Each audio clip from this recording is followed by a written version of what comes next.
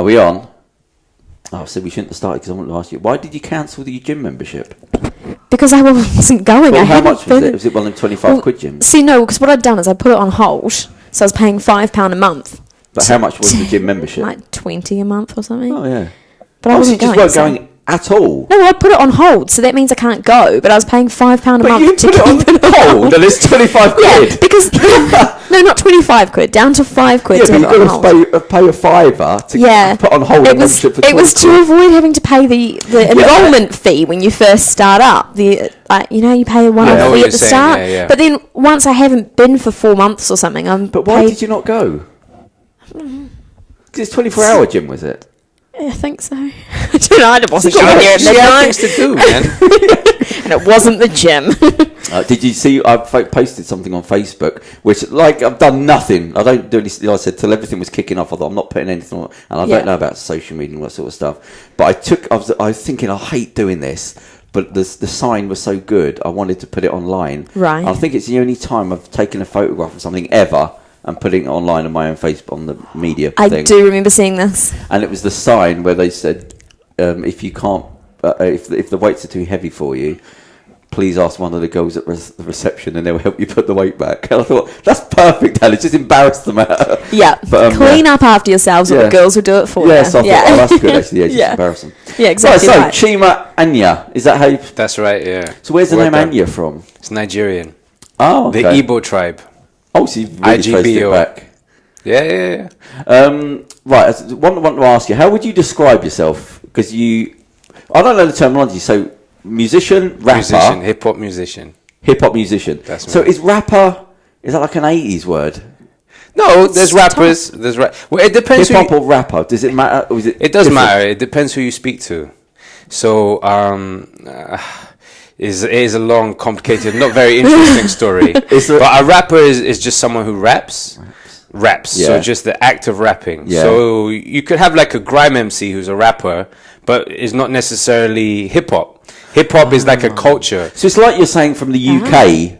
UK, it just means an overall thing. Exactly, yeah. Yeah. But a rapper is a specific discipline. So within rhyming words in a rhythmic fashion over a beat. That's a rapper. And hip-hop's the style. Hip-hop's like a culture. So and the culture of hip-hop, it has four elements. The purists will tell you. Yeah. So there's MCing, so the rap side of it. Yeah. There's DJing, okay. Yeah. There's breakdancing, and there's graffiti. All right. Those are the four elements of hip hop. The fifth unofficial element is knowledge. Right. Yeah. Knowledge. So anyway, I feel annoyed that I don't know that.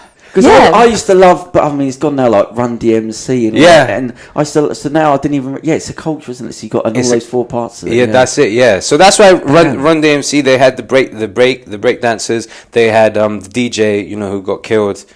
He was a big part of it as well, and obviously the whole style with the graffiti was a big part of it in the early hip hop thing. But then, obviously, corporate interests then kind of like I said, it's long and not very interesting. What happened to scratching? Exactly. Does that make any sense to you? Is that when they go? Yeah, exactly. Yeah. It's basically that. I read the dictionary and it says when they go. I think mainstream people don't really because back in the day a lot of hip hop songs would have scratched choruses, right? It'd be like, we are the best, you are the worst. Do you know what I mean? Like it's such an odd thing to think about what it was there. It's music. Yeah. Let's just go. If you just describe that to somebody, what are you doing? I know. It's the evolution, though. It's the evolution. At the time, what happened was those guys they couldn't afford instruments. Right. Okay. So they had their their turntables. It's a sound, and they were just making the music, and people were digging it, and it was fresh. And now it's like the biggest force in modern. So I've got a compliment to pay to you that ain't gonna mean nothing to you, but it's just in terms of my weird world.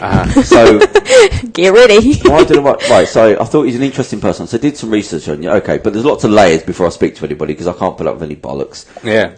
So I can tell. So I think I've got to really want to speak to this person. So I thought, right, so the doctor, okay, that's interesting. Yeah. I'm going to have a doctor on the show. Yeah. So I thought, right, I want to have a priest on the show. I want to find it just some weird shit. Yeah. But then you did the rapping. I thought, okay, so he's a doctor who raps. And I looked at it. So then I looked into your stuff. and I've just given up on music. I mean, mate, I don't even bother. Yeah, it's fair enough. Every year, maybe a half hear something. So I listened to one of your songs, and I was listening. So I'm just going to. I'm not going to play your comment. I'm just going to tell you what happened. So I was listening to one of your songs. What one was it? Oh, the coffee song. The coffee, nice. So I listened to it. Drinking the coffee. So I'm just watching it. And I was watching it, and I thought, I like the way it's styled, and it doesn't feel like, I don't know, it's like not trendy. It's like one of those things.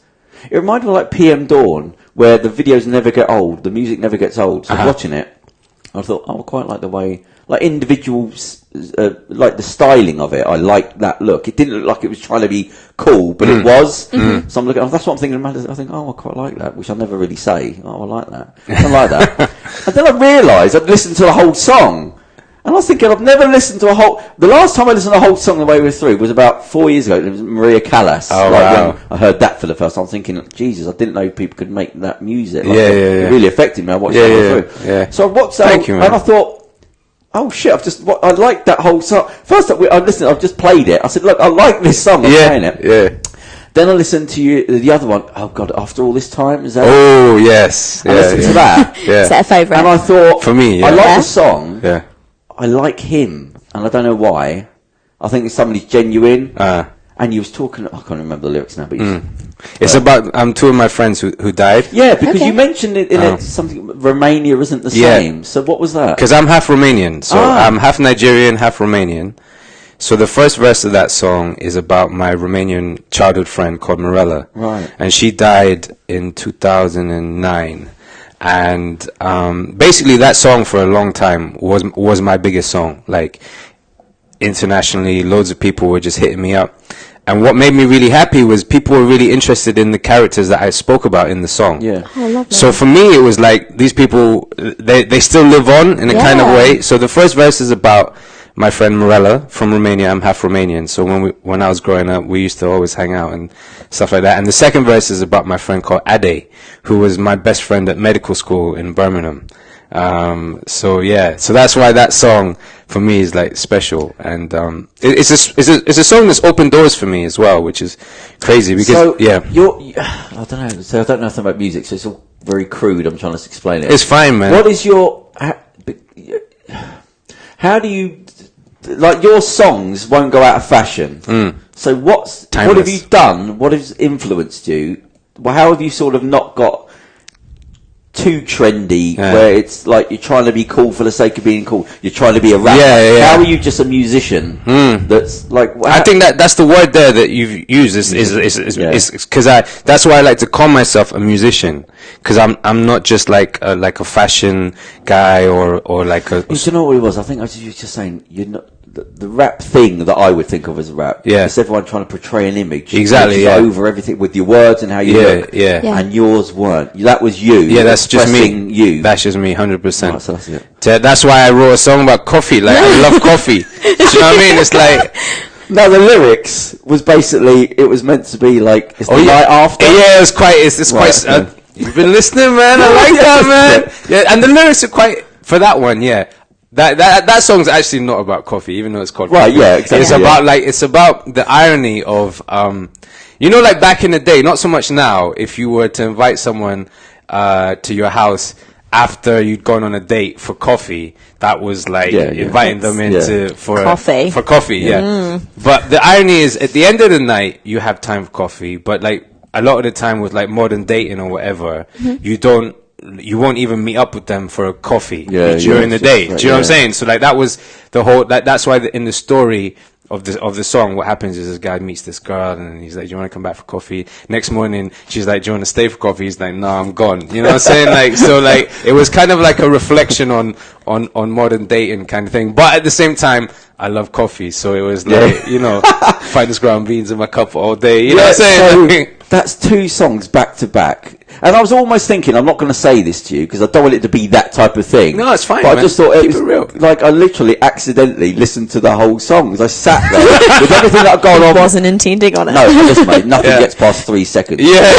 I'm not bothered. This is the real thing. This is what it's like now. This is what artists have to contend with. Yeah. People's what's the word? Attention span. Yeah. You know, and YouTube doesn't help with like the ads that it just throws throws in every 3 seconds. It gets partway through a song, and it will just throw an ad in. And it'll be like, wait till the end. Yeah, because they know that people are getting... And I'm the same. I look at video, and then you do this thing.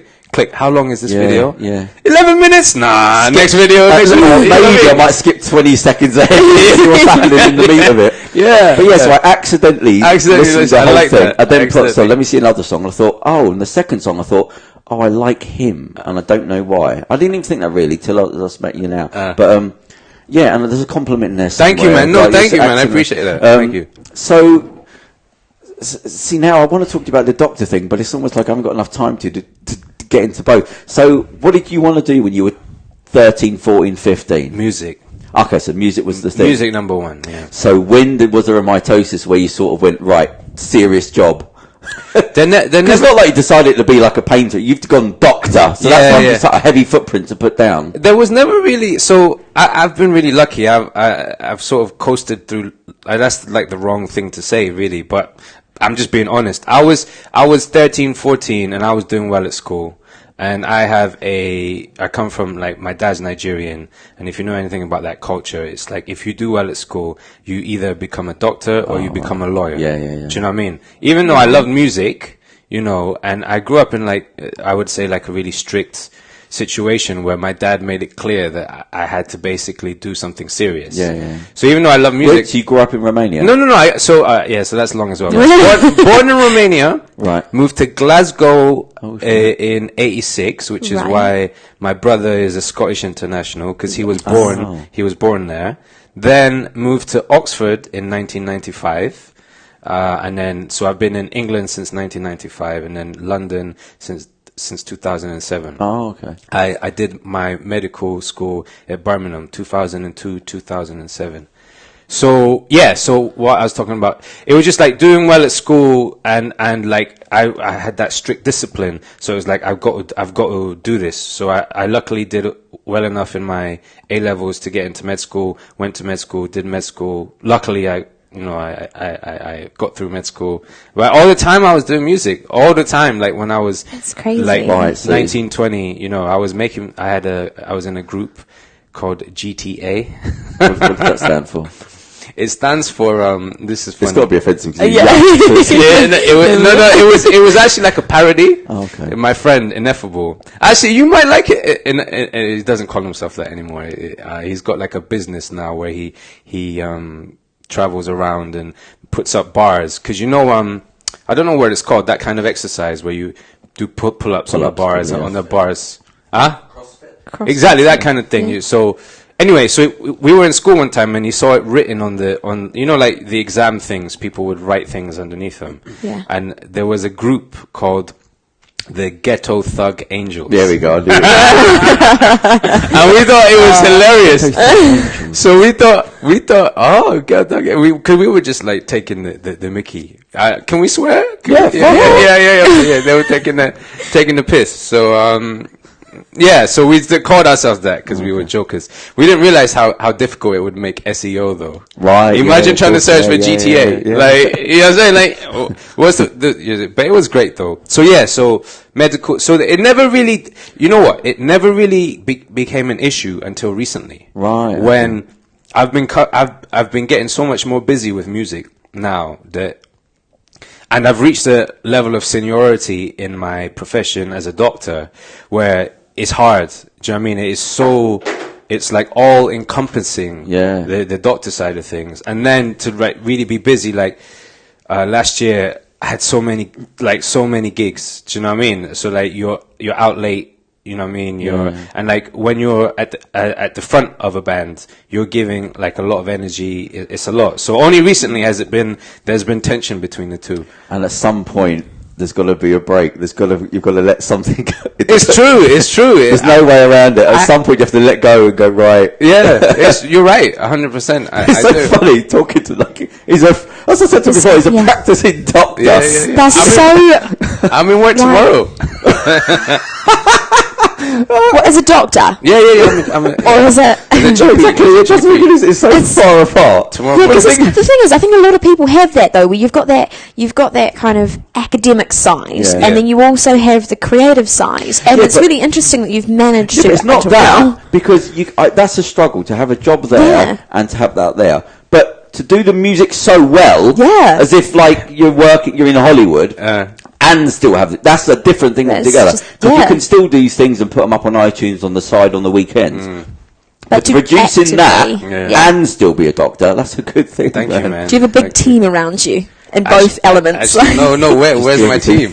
Just my girlfriend, obviously my girlfriend. Shout out my girlfriend. My little brother as well. He's like really helpful as well, and just my friends.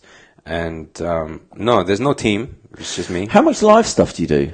Live, yeah. That's most, like, a lot. So last year, probably it was like maybe 5 gigs a month, but that's like because I do a lot of other stuff. Like there's I don't know if you've seen the gigs. We do these like it's called orchestral.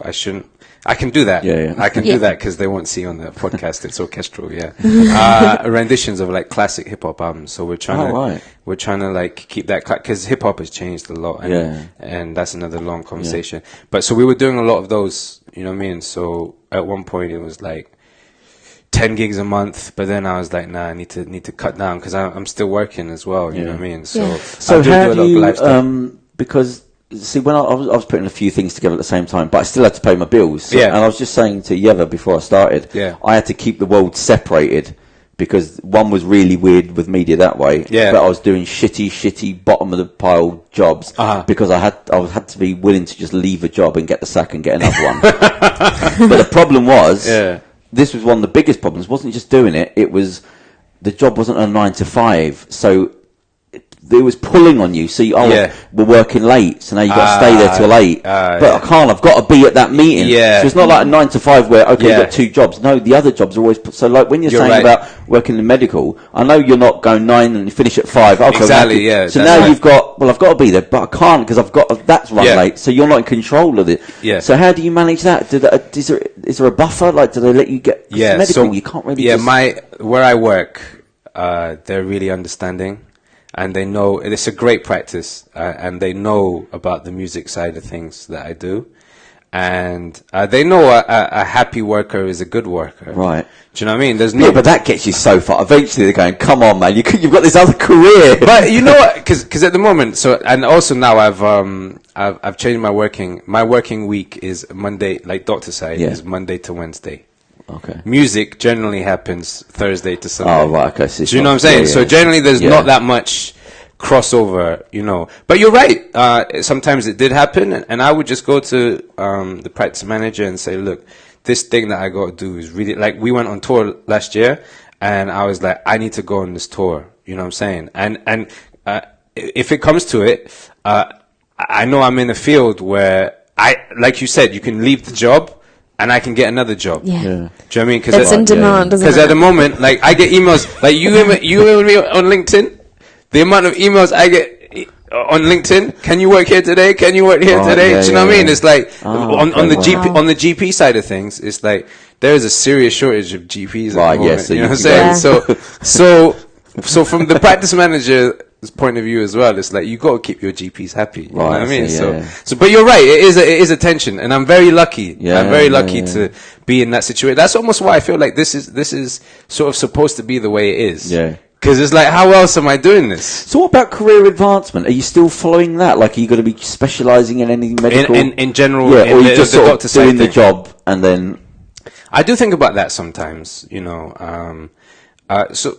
Like, people don't really rate GPs, but what people don't realize is that the GP, that is like, the GP is like the consultant ophthalmologist or the consultant cardiologist. You have specialized in that area. Right. So I've sort of hit that level. Right, I'm a consultant in that sense. But then you could go further. Like, they asked me to become a partner in my practice. Oh, yeah. But that would have been too much commitment for... There's a lot of meetings going on in financial stuff. Exactly, and I don't want to get my head Don't down push your foot heavier in even. employment law. Yeah, Do you know what I yeah. mean? I'm not You become a lawyer and a and a you know what I'm musician saying, that whole situation is crazy. But anyway, so I do think about that. I'm like, do I want to do more as a doctor?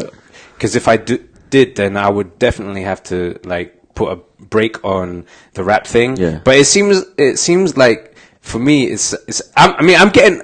Oh, wow.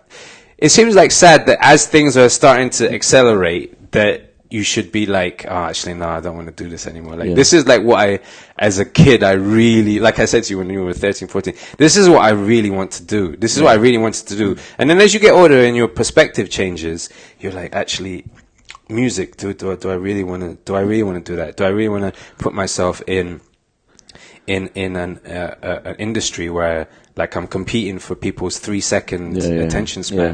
Do you know what I mean? Like when I'm a professional and I've done this, I don't want to have to like, jump up and like whore myself, really. Do you know what I mean? For want of a better expression. I'm sorry if that's not a politically correct expression, but in order to like build as an artist, you sort of have to do a little bit of that. You know what I'm saying? Like, so. Well, I mean, you sort of have to cut through your own mindset, the little demons that get in, where you start going, well, maybe, but. You were doing it when you were 13, 14. Before you even had the chance to think about what it is you wanted to do. You were doing it. So that's what you do. The job came along after. Yeah, exactly, But it is that thing of, I was saying to somebody recently, there's, but I want to do this, but then I have to stop doing that. And I can't do that. I'm saying, there's no good time. Exactly. It's going to come along. That thing of waiting for the cavalry to turn up. Yeah. Don't wait till you're 40 and go, oh, Christ, I thought something would happen. Yeah. No, there's always that moment where you get to the end of the bridge and you go, right. Yeah. And there's no good time. Yeah. Where something's going to happen, or unless somebody turns up with a contract, and you go, okay. Until then, you've got to. There will be a point where you go, well, I can't go too far down there. Yeah. Like I start specialising in something or becoming a practice manager because it's good. You have to go, do you know what? I'm sort of it's good enough at the moment. Yeah. Let me see what happens with here. Yeah, you're right, man. But the medical thing, because I know the pull on medical people, like, it's not an easy thing. So it's not like you just clock off and then you. It's not, and it's draining emotionally as well. Like, and because I dated a dentist, I know they have to keep topping up like things, literature and things like that. Yeah. You have to, with doctor, you have to sort of keep doing continuous homework. professional development. Yeah. How long have you been a doctor, registered GP? So I finished my GP training in 2012. Oh wow! But I finished my medical degree in 2007. See, the thing is, I really want to talk to him about doctor stuff. Let's do it. It's respectful because I still want to talk about the rap. I can't drop The question has to be GP. It's not. You should have done doctor stuff and I'll do that. So let's talk about doctor stuff because I feel like. So how? Yeah. Oh well, my God, it's like another conversation now. How is it going? Because I know the pressure. I feel bad. Like, I won't go to the doctor sometimes because I feel bad. I feel like I'm taking up their time. Because when I go in there, I feel the energy of the person is trying to be very nice. Like, they're being nicer than they need to. But like, I wouldn't be that nice. I'd be like, I'm pissed off, man. I've got too many people. Yeah. What is it? And they're still putting on the pretense of being nice, and I feel bad because my leg isn't full enough, so you don't need to see me here. Because it's like, at what level do you go I to go in and I you think, know what I mean? how many people behind me? And I think, oh, I know she's stressed, so I don't want to be another. I want to hurry up so she can get home, like sort of thing. I always do that. Am I sick enough to be here? Yeah. So, like, how is it? How is your practice? I mean, is it okay? It's like in terms of the stress levels. You're not. It's not too much. Like, because like I said, like they understand that a happy worker is a great right. worker. Okay. Yes. Yeah, so like all of the GPs are happy, you know. And how many do you have? Like 4 or 3? How big is it? So we've got about 8,000 patients. And how many doctors? We have. The thing is, most of us are part time. Oh, okay. Right. So there is. Maybe 6 or 7 doctors. That's a lot of people, though. That's a lot of people.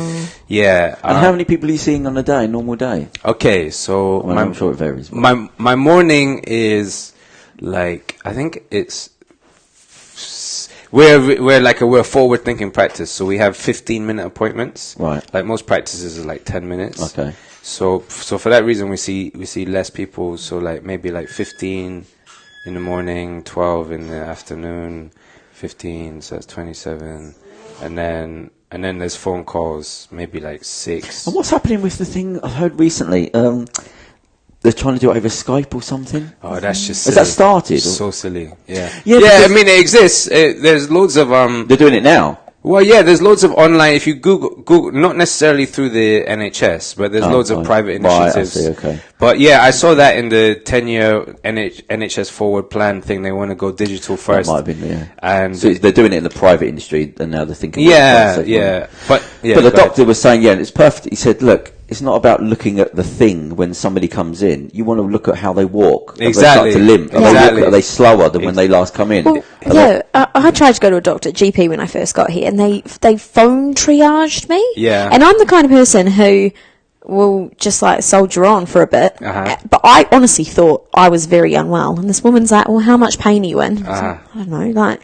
And then she was like, oh, you're not sick enough to come see a GP. And I'm like, well, I'm calling you because I feel like I am. Yeah. Why are you calling me? I was just like... But that's difficult because, so like you said before, there's a lot of demand, right? Yeah. And we've got to be able to make sure that we see, like probably what it was you wanted to see a GP quickly, right?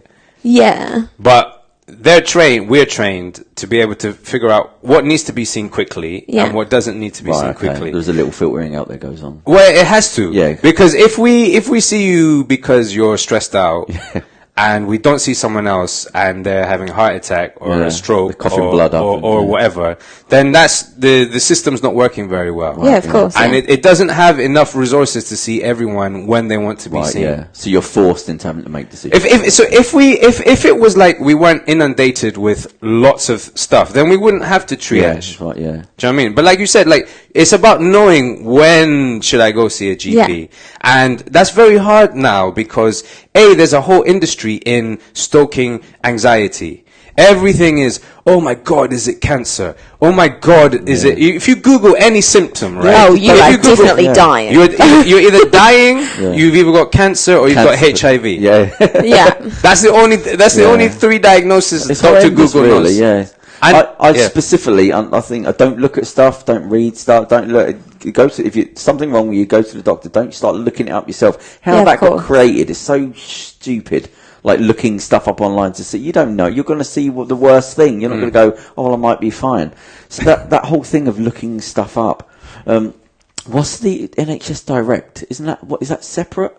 What are you talking about? 111 now? Yeah, you don't go to the hospital. You phone up. Yeah, you phone them. Yeah, they'll talk to you to see. Oh, I quite like NHS Direct. Yeah, that seemed like a good idea. To at least speak to somebody. Yeah, I like it. A lot of doctors have issues with it because the threshold is so low. So they send ambulances because it's not trained clinicians. They send ambulances through that number. Yeah, so like if you, it's like an algorithm, and if you tick the right boxes, no matter how minor your condition is, it will trigger an ambulance and it will send people to A&E and things like that. Yes, if you say the arm's gone numb on so it's like certain triggers, like chest pain, for example, is one of them, or shortness of breath. You know, because as like a human person talking to another human person, I will understand, like, if you're a bit anxious and you feel like your chest is tight, I'll understand that doesn't necessarily mean that you need to go to A&E. Right, yeah. But like the way NHS Direct works is not really like that. So if you say the kind of the trigger things, it will send an ambulance, and a lot of doctors take issue with that.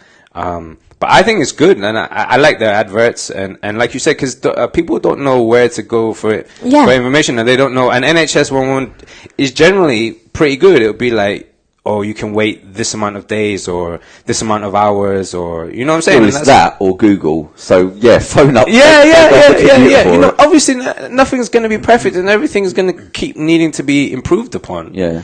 But I think it's a good place to start, you know. And for what I've seen, what people get confused with is like your GP is not really, and we're not set up to deal with emergencies, right? Yeah. Right. So we can't respond immediately to your request. And the truth is, this is my favorite quote. Right. Medicine is the art of watching the patient as they get better by themselves. Right, say it again. Medicine is the art of watching the patient as they get better by themselves. Yeah. Most things just need time. Most things. Right. You know. So like what we deal with GPs really is like chronic disease management. Right, so like your asthma, your mental health problems, your epilepsies, your heart disease, you know, things that you can wait 3 or 4 days, book an appointment, get organized about your life, go see a GP.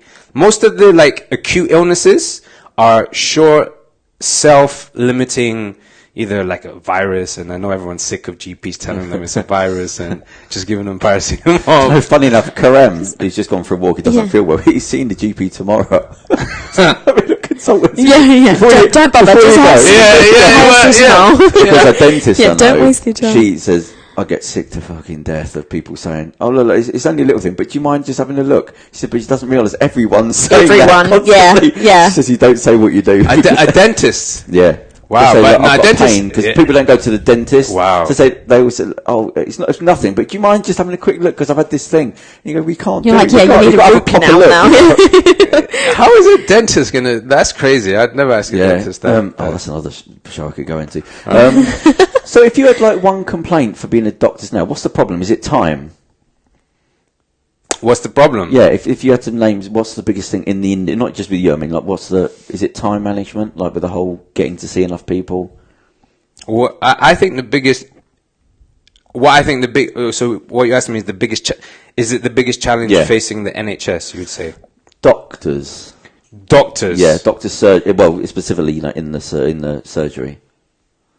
Like somebody that's there seeing people every day. Yeah, what's the biggest, oh man, I couldn't answer for everyone. That would be. Well, what do you think? But it must be fairly uniform. I mean, there's not time.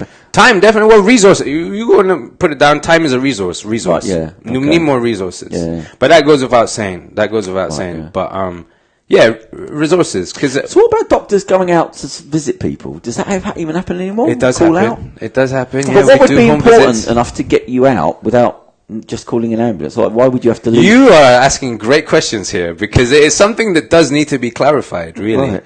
Because patients have different thresholds. It's funny how many patients can make it to all of their hospital appointments, but they can't make it to their GP practice when it's you know. So it's really a grey area, and it's really difficult. Generally, it's for the housebound patients, so people who never leave their house. Okay, right. You know, so if they become someone's got a carer. Yeah, exactly. Yeah, if they're bedbound or whatever, and then they become unwell, you know, and you know they have, like, say, a chest infection. You want to try and keep people out of hospital. Yeah. So you're trying to see them. We try and encourage as many people to come and see. Even if you feel unwell, actually getting up and doing something is often better than. So do doctors get very ill then? Because you've constantly got a stream of people that aren't well coming in. I mean, it's not all viruses and coughing and stuff. But you don't wear you don't wear a mask. No, we don't. And it's amazing. I'm amazed I don't get more unwell than I do. I wonder. It's exposed to it all the time. Though, I was just going to say, right, so I worked with I was listening to this science thing years ago, and they were saying that when, if you see people vomiting a lot, when you see someone vomiting, they now know that you produce things against it, even though you're just watching them. Oh, be really? sick. Yeah. So they think and I was saying to somebody else, like doorman, I said, I've never known a doorman to be sick. And you're constantly around people throwing up and being sick when you're carrying them out. And I was thinking, and then when I heard that thing, I said, if you see somebody doing something, your body automatically produces things. What's the word I'm thinking of? Are you talking about antibodies? Yeah, or something. Yeah, it automatically produces antibody. It was an Australian doctor, actually. He said, I'm not Australian. I know, but I'm still doing that thing. I'm going to say that every time. 3,000 miles. But yeah, so he said, and I thought, so I'm thinking maybe you're just constantly basically exposed to a lot of different stuff. I think there's got to be I think the immune system needs exercise. Yeah. So I think maybe there's something in that. I think at least years ago, I don't know now, but I know doctors had incredibly low sickness rates. Right. Yeah. So I bet it is. In terms of taking time off work. Yeah. If that's how that's not really how you measure how sick people get. That's what their threshold is before they take time off. Mentally often not even for being sick, is it? Well, but I don't know. I feel like I don't get. Me personally, thankfully, and looking around at all of my colleagues, they don't, it's not often that people are off. So I don't know how that works. You know what it's like? Somebody gets sick at work, and then everyone goes down. But you don't hear like certain people like Doc that you don't never When see. I first got here, the first winter here, I had cold and flu, or not flu. That's because you were new to this environment. Yeah, exactly. Yeah. So new kind of bugs and things going around that I hadn't encountered back home. So get this, right? So I was listening to this. I think it might have been a BBC podcast, and they were talking about how you heal, your body heals, and they're starting to realise now that for years, so they had this phone up anyway, they're saying if you get a cut or something overseas and it doesn't heal but it doesn't get worse, the doctor, I think it was a Spanish doctor, told this guy, he said for a week he's had a cut on his hand and it wasn't healing up but it wasn't getting better, so the doctor said to him, go back to where you live, go back to England. He said, I got off the plane, he said, it didn't just heal, it healed almost, he said, I swear I could have watched it heal up. And what they're saying is... I feel like you don't believe this is a thing. No, but listen, what they're saying is, you've grown up in a certain atmosphere. Right. Now, it's not literally because it's that, but they're saying the fact that it wasn't healing, but it wasn't getting worse, was like the bodies are producing everything to try and heal up, but they're saying, we can't close it, because we're still in a weirdly alien environment that we don't quite know. So he said, so if you come back... Because you're locking in weirdness. And they were saying that this guy was saying that when he phoned the doctor afterwards to say, like it literally healed up in a couple of days. He was saying, I would even advise people to go back to your house if you're unwell. Like even that small environment would aid it. Not that you're just sick, go home. It was the fact that it wasn't healing, but it wasn't getting worse. So the body was doing something... But it wasn't getting any better. Completely able to maybe it just needed more time. I mean, it's one of them things like but this the doctor that was doing the show, when this guy phoned up, he was saying, no, that's the thing. He said, sending somebody home, maybe the environment that you're used to, your body would heal quicker. It's a spin the coin type thing. It's not, but I'm thinking, oh no, that would make sense. Like if you're in Gambia or something, you got a cut and it's not healing or whatever, and the doctor says, do you know what, go back to your home, it might be something that, and he said, you swear to God I could have watched it heal up, it was that quick once I got back. So maybe something, and it might be specific to that person or whatever. But I thought, how interesting is that like you still don't know that much about the body and things. That's a good point as well. That's what a lot of people don't realize. We still, a lot of things are like guess what? What's going on? Like well, the fact that we still, I've been in philosophy for years, so I think that the fact you can still label, this is getting really at a push, but I think the fact that we still give things names shows how stupid we are. And I say this is exaggeration. But you say, well, why did I get sick on that day? Or what? You go, do you know what? It might have been a fact that you had a sip of sugar that day, and then you banged your knee there. Somebody shouted at you and you had adrenaline. But it could be so many different things. Yeah. To go, well, you're sick because of that. Yeah. Well, no, it's like saying you're sneezing. Well, it's a problem with the nose. Like they thought that sort of thing. You go, no, it's to do with the biology that's something in a disease. And I think we're still at that stage. We go, oh, it's that thing there. That's what you go. But how do you know that cancer, or whatever, wasn't caused by the fact that when his mum went in utero did something that pre-set him up, that when that thing happened, then it made it easy for him. Yeah. When we go we all hear about people that smokers till they're 80, 90, got no cancer, and then somebody's 35 and he's a runner and he's riddled with cancer. You know what I mean? It's so I still think we're stuck in the past of going, that's what's wrong with you because of that thing. And it's not nobody's fault. We're all trying to make it. But I still think we're really so far back to go, we got cancer because of that. Or you go, well, it could be a defect of birth that was just because my parent had that and she had that, but the grandparent had the bit of that, and then 10 years later I had too much sugar, but then activated something that years later when I had a cigarette did. Do you know what I mean? It's so broad that it's like really we're still going. There was what was it? Stephen Fry, genius. So I watched. He was talking about some students, a teacher that was teaching the kids, and he said what we teach them is.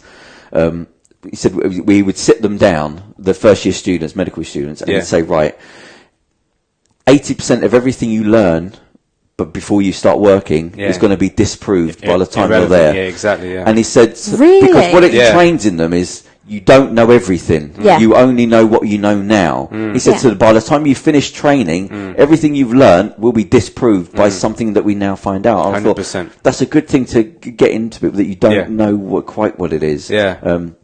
That's a real tension though, when a patient comes to you and like they think that the world is all black and white. Yeah. And you can't tell them. You can't, you know. And I'm an honest guy, you know. But sometimes to do the job well, they need that reassurance. Yeah. Do you see what I'm saying? So it's part of the healing is to know that the confidence. Exactly. It's human nature, though, isn't it? We need to know everything. It's like I go to a doctor to fix whatever's wrong, not to know what gave me the wrongness. It's not Harry Potter. I'm a human being. It's like, how do I feel better again? But I guess it's making sure it doesn't happen again. That's why they try and find out. I listen to especially to your surgery, and they're saying, like, when people come to the surgeon, say, what would you do? And you go, I have to get used to saying, look, I can just say these are the options. Exactly. And listen, people will say, well, what would you do? And you go, well, I can't give you that answer because it's not my responsibility to give it. I can only say these things here. I've had some good conversations with doctors because when I was doing my lonely menial jobs, which were like cleaning houses and removals and any job that would sack me and I could get another one the next day, I met a guy that, should I say it? Well, yeah, it doesn't matter. He invented arthroscopic surgery. Arthroscopic through a hole. Okay. Yeah. And he invented it. It was an Asian guy. Wow. Okay. And I was installing a fridge at his house. So while I was installing the fridge, I had an hour to just ask him everything. So we started talking about that. And I met a guy who was a consultant something. But I removed him. I was doing removals for him in the house, and I was just trying to catch him out because he's a consultant. So it's in my head, I was like, I just think he's smart. So I was throwing everything about where the veins were, this and that. And then I got something wrong, and I sort of told him he was wrong. Then he said, "No, you're wrong." And he explained to me what it was. I was like, "Oh, fuck." So, but yeah, it was interesting just to throw questions. Did they know this? Did they know that? Because I get obsessed with stuff. So I was asking him everything, thinking, you can't know everything. Yeah. So if I say some sort of obscure thing about a vein behind a shoulder, he's not going to know. Oh, mate, he knew it. I was thinking, how your brain held all that in? I've got about 15 facts I can hold in, and then and then you've got to get rid of one. Yeah, to get put a new one in. Well, I was saying everything under the foot, the hair, the keratin levels in there, and he was just like, oh yeah, that's this, and I was thinking, how have you stored all that in your head? Like, there's no way that can happen with me. But then again, I did get about 4 U's in my GCSEs because I couldn't fill out the papers, so I was not that smart. I just listened. I regurgitate a lot of information that I've heard and just pass it off as being intellectual. Claim that it's all true. So I'm actually quite happy in a sort of placebo way that your doctors aren't that ridiculed with stress.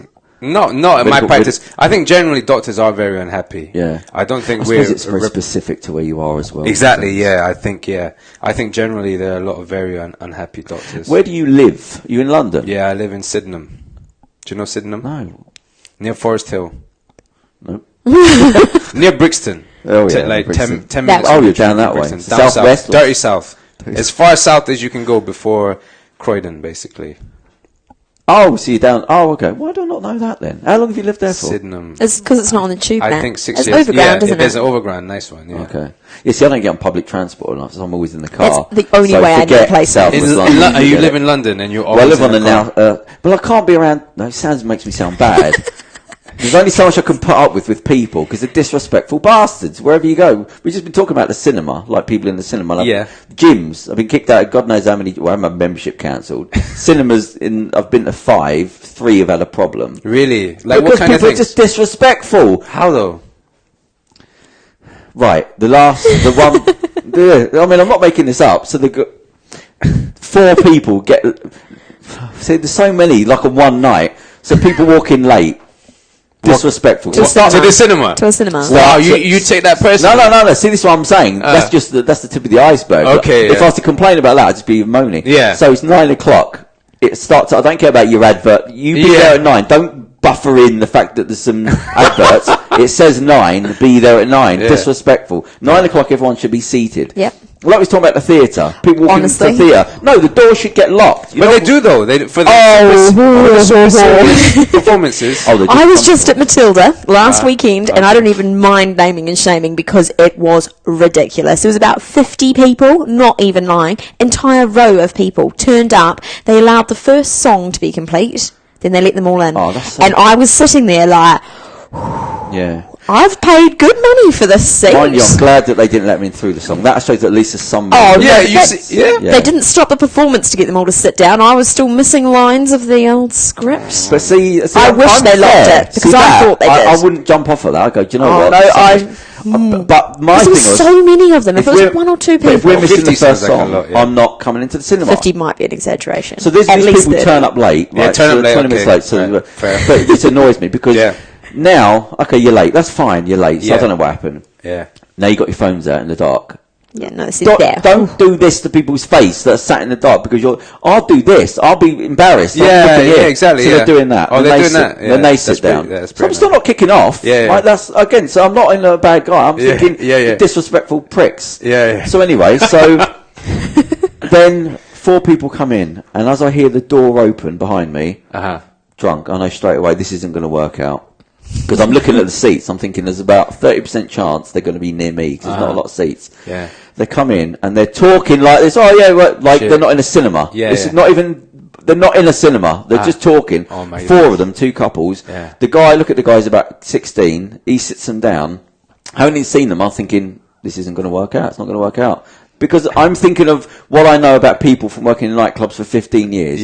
They don't know how to switch off. So any talking or explaining or saying anything will either escalate or they're just not going to listen. They're not in the mode to have any... So I know it's over. It's over. So they sit down and then it's just... Even then, I'm thinking, right, 2 minutes to calm down. Let them do whatever they've got to do. The shuffle, they're drunk. Just give them the 5 minutes that naturally will calm... That's what I'm still thinking.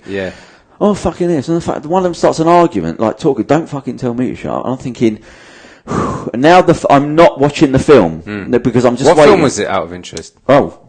Oh, yeah. So I'm not watching the film. Good film?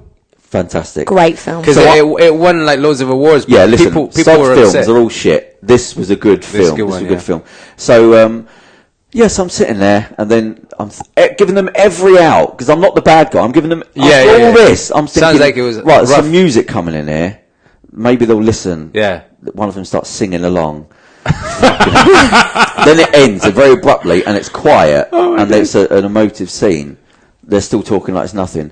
So I'm thinking, if I say anything, right? So a girl actually turned round. A young said, "Do you mind? Like we're trying to watch it." And I thought, it's about to kick off because I've come from that world, so things escalate. I know things escalate. I'm not delusional. Things go from nothing to serious very quickly. And then they sort of quietened down. I thought, oh god, started up again. 2 minutes. Now we're halfway into the film, and I'm not watching the film. I don't know what's. All I'm thinking is now I'm boiling because I haven't said nothing. Like my biology to the point like I'm starting to zone out, and I know it's happening, and I'm talking to myself in my head, and I'm looking. Now this is very actually I'm just going to be honest. So this is just my world, and this I'm ashamed of. So I'm thinking and looking about how this fight's going to work out, and I'm thinking my car's right by the exit, and I know the road. If I go that way, there's no cameras. So right, I'm good once I'm out of here. So what happens here? So I've got the guy there. So I'm going to say something, and he's going to escalate straight away because I'm going to say, excuse me, come on man, and it's not going to work because he's drunk and it never works, so I know what's going to play out here. I'm going to see the future. He's going to say something. I'm so boiling that I'm just going to shut down. I'm going to flip out. Something's going to happen to him. He'll go down.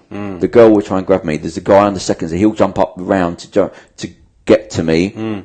He'll go down. I'll go at that, and then I'm thinking, what am I fucking thinking? Like, where's my brain is going like this? The synapses are closing down, so I'm in fight mode. And I was like, I've got to fucking go out. So I'm fucked. So I've done nothing, and I've got to go. Because there's nothing to be said. There's no point. So I went outside, and as I was going out, I said, do you imagine? He said, yeah. I said, mate, you got to fucking go in there, because there's people in there pissed fucking people off. Somebody's complained. They were pissed when they went in there. And he went to me, oh, has it just started? I said, no, the film's halfway through. And he said, oh, I'll take your name. I said, no, don't worry, because it's nothing can be solved here. I said, what are you going to do? You're going to stand there and ask them to be quiet. They're either going to tell you to go fuck yourself, or they're going to be quiet, and then they're going to go again. So there's either they leave, or nothing. But you haven't got time to explain to you 20. What am I going to explain to you? So I had to leave. That was one time. The other one, so I'm not going to go because it makes me sound like a bad guy.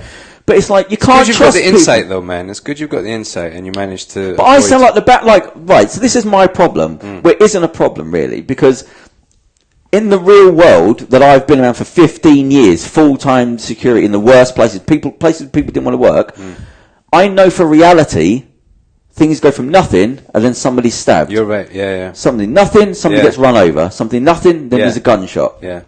That's good for half a year. Then you go, it's a weird place to work. Then it happens over here. Then it happens over here. Then you hear a guy got shot there. Then the guy got stabbed there. Blah, blah. And then after 15 years, weird stuff happens. So when I say to people, like I was dating somebody once who used to beep them, I said, don't beep the horn at people. Because you think you're in your own world, that nothing's happened. But you think I'm like delusional. You might have just found his missus in a bed with somebody, and now you're going to, what's the payoff? Yeah. But it makes you, when you come from that, well, people think, he's always over the top, or he's always worrying. Go, no, you're delusional. You think bad things don't happen. I always say, when you hit your horn, that's somebody that's never been punched. They've never had the shock of somebody going bang, and you go, oh, hang on, I should never be doing that. And when you come from that world of people being shot and stabbed, 1 minute you're talking to your mate, and then something kicks off. So when you're out now and somebody starts raising a voice and you're doing this, what are you worrying about? There's nothing to do with you. You go, you don't know. You think I'm like weird because you don't know things escalate really quickly. So like in the cinema, like with people, I try to be. I'm like a little old lady when I go out. I'm quiet. I'm respectful. I don't beep. If some people say to me, beep the horn, or tell them in the fucking movie, you go, for what? What's the payoff? You don't know what's going on. Why? You don't know bad things happen. Not on weird days. Like I say, I said to a friend of mine, bad things don't happen on strange days. The danger is normal day where we're having a chat and somebody has a heart attack. Like, that's when it happens. But you end up like being like the delusional one. We're so over the top. You need to have a balance because you can't live your whole life in fear constantly. But that's my problem is I have to just not go anywhere. This is why he doesn't get public transport. But I sort of know that the world I come from, everyone isn't like that. So it is that I think you have to have a buffer of enough time. I think you can't do anything about it. It's like somebody dying. You have to give time. You can't speed it up. What did I say? It's exactly what you said. So you have to just. Like, I always say that if there is, like, my best friend died, just out of the blue, and,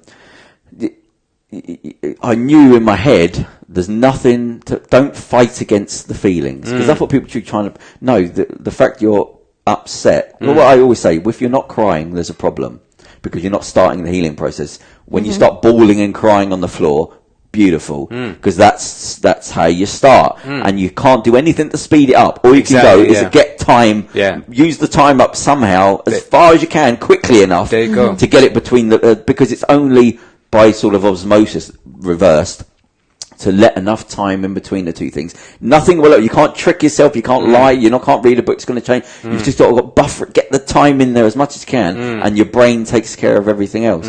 But so I think it's just I was in the war zones for so long that I didn't even know it was a delusion. Really, you think everybody's an attack. Yeah, exactly. Yeah.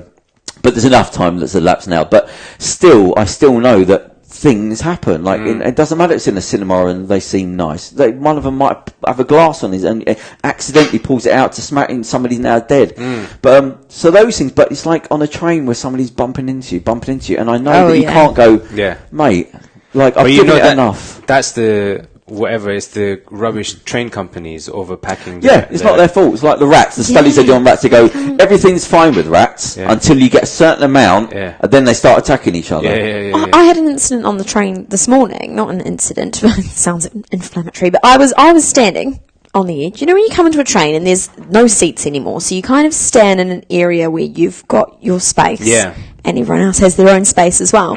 Then a group came in and they stood right next to me, and I'm not good with people really close to me, so I had to get up and move because I felt like there's space over there. I'm going to move myself. We went one stop and got off again. But I don't understand how certain people have different thresholds of this is. Yes, people's mindset. People aren't respectful. I was on a train once, about 4 months ago, and I sat there, and I know the rules, and you can't do everything.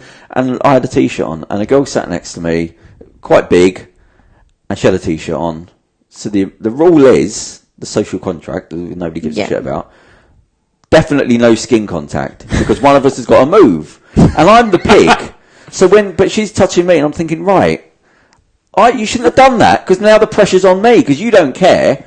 but I do, so I can't sit here with your skin. Yeah, because you're starting to get annoyed. Do I do the weird thing of now moving and feeling like I'm being rude? Or do I sit there and allow the rudeness of you to just carry on? I'm thinking, is it rude for me to go like that? Like, I'm thinking, why is the pressure she's on going to me? be like... Yeah, but I've done nothing wrong. So, we're filming something at the moment. Actually, we've been putting it together, a mockumentary, and it's the social contract, and it's about nobody gives a shit anymore. The social contract of, you do gentlemanly things and life flows nice and easily. But it's the thing of, really, even like trains, it's not the people's fault. We shouldn't all be crammed on it. Exactly. But we get so used to it. You go, no, that's why I'm thinking. No, I'm not getting used to it. Yeah. I'm not going to sit in the cinema with these sort of I'm not. I'll come back and watch the film another time. But you have to do these things because people are played disrespectful. So, like being a doctor. I just want to say sometimes I get where you're coming from, and I used to feel like people were disrespectful, but sometimes, like you said, people can just be in their own little world. Well, this is what I keep saying. Which means that they're not being disrespectful. Yeah, there's no disrespectful intent. It's ignorance sometimes. Like, they don't know that they're being like that. Exactly. So that's why I give people an out. They don't know they're being rude. Exactly, yeah. Right, so doctors, let's just get away from all that. Don't know why we're going down that. So the rap music, back into the rap music. I forgot I was Albert. It's too big a gear change. It feels unprofessional to go back to rapping. But let it flow, man. Yeah,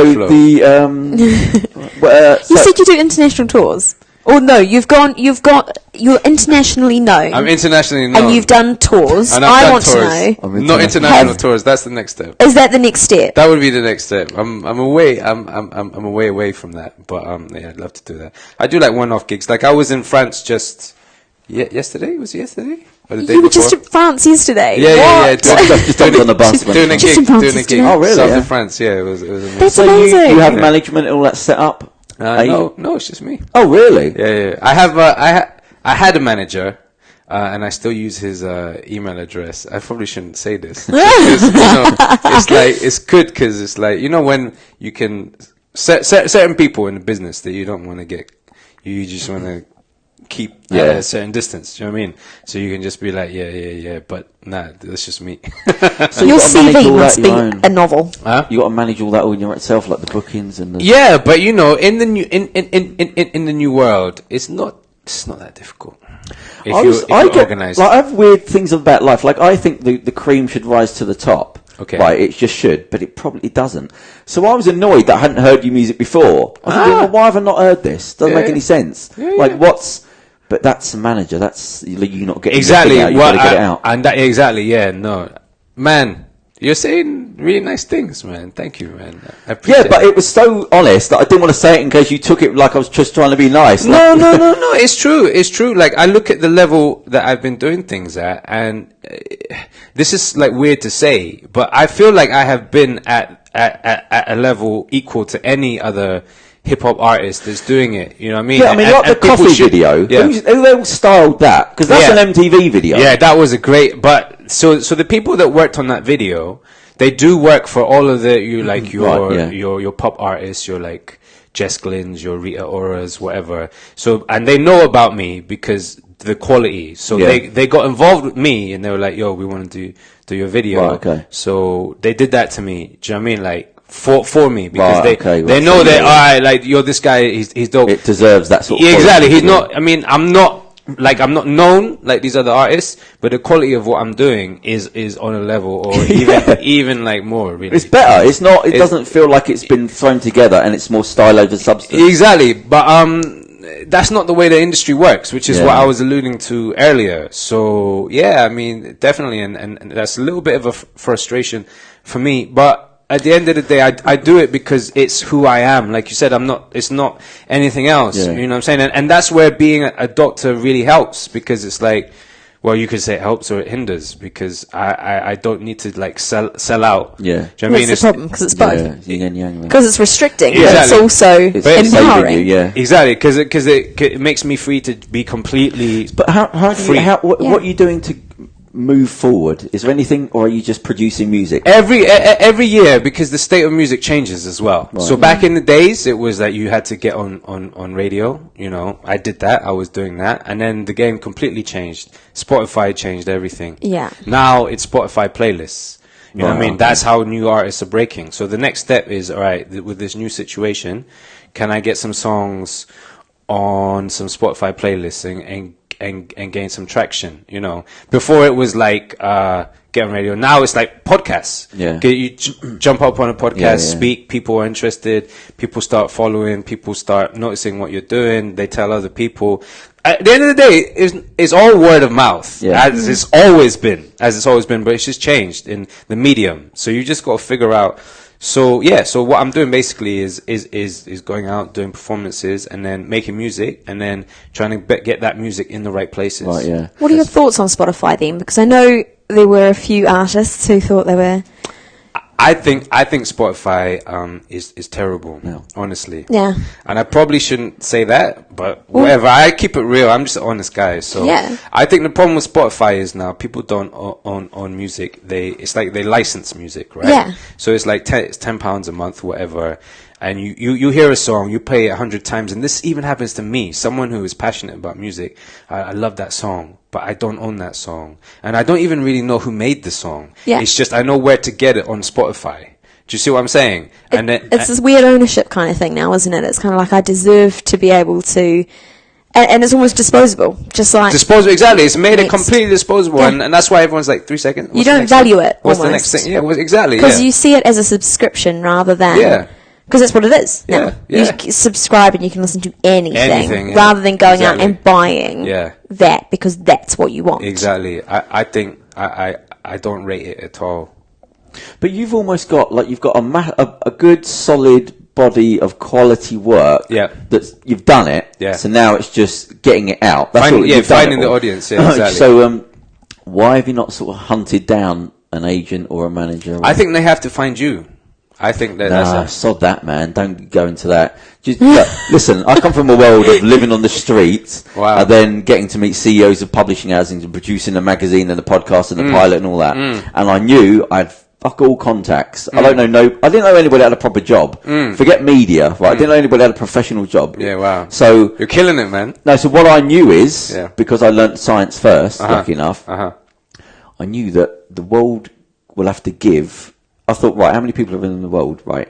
If I contacted half of those people, I mean, I exaggerate it, somebody's got to be able to help me. It's impossible. There's nobody out there that can't help me. So I just thought, science, I'm going to smash the world with numbers. I'm just going to, I'm talking a couple hundred people a day, personalised emails, at 4 in the morning, 3 in the morning, thinking somebody's going to be working. I mean, I was delusional, I went lunatic. And then I did it 1,000 times, and then it would snap, and someone would go, "Oh yeah." Some crazy lunatic that would go, "Yeah, whatever," or somebody at the right time is looking for the right thing, and you get that one person, and you just keep doing it again. So, but for you, that's mental because you've got to be like you're producing the top rate quality stuff. Thank you. So to get somebody, when you said to me, they've got to find you, fuck that. You've got to get out there. I've got to explain to you some paradigms of how you get stuff done. Because even if I was help me out already. I was thinking you did not bank on getting this right the pilot that I was putting together. I'm grateful. When you're walking down the road and the song with the coffee song, I was thinking, right. This is what I was thinking the first time I listened to the music. I was thinking, right, if that music. Oh God, my brain's so weird. So how I've put together the mockumentary is supposed to be like a timeless thing, a timeless comedy that is about social etiquette, so it never goes out of fashion. And like one of the scenes is in the Hard Rock Cafe where we all meet all the time, because that then represents something that's always there and it's cool, but it's not trying to be cool, it just carries that weight with it. And I was thinking of your song, I was thinking of, if it happens, I'm definitely saying to hit them, I want him to do the outro or the intro to what it is, like that sort of soundtrack to the ongoing show. So that's again another little thing like that. But you should definitely be speaking to me. I've got to talk. I'm going to send you an email and just say, let's just talk, do this, man. this, and this is how. Because I've got a lot of I've always said how I've put everything together is like literally hustling. I mean, I had to hustle for food. I spent so many years hustling that I didn't know not how to. Everything was just. To get to there, you have to do 1,000 things, but everything leads to everything else. So if I have to get to that person up there that I've got no fucking clue how to speak to, boom, boom, bing, ping pong, bit, then I get to him, and then it works, and then you learn how to do that. So it's easy. So I've got some tricks of how you sort things out to get certain people. But it annoys me that he's not known. Like, it actually annoys me that his music is better than all that other shite that's on there. That's just produced for the sake of being But I'd also like to say that there are lots of artists out there. Yeah, of course. Who are, equally, if not more amazing. Every now and again on YouTube, I'll hear like a song of somebody that's not known. You go, how's the world not made them known with that sort of voice? Exactly. So it's not about But your this talent. is my point of like, when you say let them come to you, don't play them fucking. That's the devil inside. You go, don't worry. I mean, you're right. You're right. Part of it is like ego as well and pride. And honestly, I've never had to hustle, so I'm not good at hustling. Do you know what I mean? I'm not. Honestly, it's not within my. That's mental. It's not my. Want it hard enough. Want it hard enough. Well, that's where someone might say, "Well, your job makes you too comfortable." Exactly. I remember. No, it's not that. It's not that. Some people's brains just don't need to do that. Like, you don't. You have to develop. Like me wanting to do everything over fucking 4 years to get in contact with one person. That's only because that's how I know how to. I don't know how to do normal stuff. Yeah, so it's accidental. I didn't want it to be that way. I'd love to have got a job and gone to uni and found it. But it sounds like that's what your talent is, and that's good. But I don't know how not to do it. So when you say, I don't know, I'm thinking, why are you not fucking?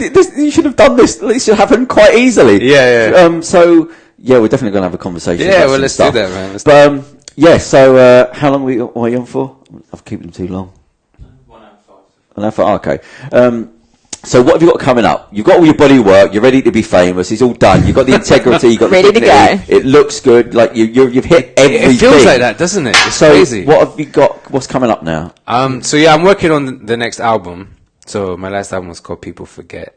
The new album is yet untitled, but I've just started working on the music now. And then I've got a few gigs coming up, like February in Birmingham, and then another gig in France. And then I'm just keeping my visibility, because now it's all social media, you know what I'm saying? So it's just keeping your visibility up on social media, giving the people who are into you, you know what I'm saying, like something to be like, oh yeah, because it's when you're an artist, it's all about that connection with your audience. Yeah.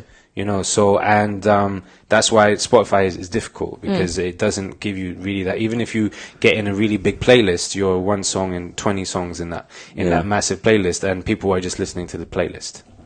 You know what I mean? So, but see, even when you're saying that, it's like, that's not where you should be. This Spotify and listen, you need somebody to come to you. You've done enough, and you've got it already there. Let's bring them to you. I'm sort of starting all that shit about business now.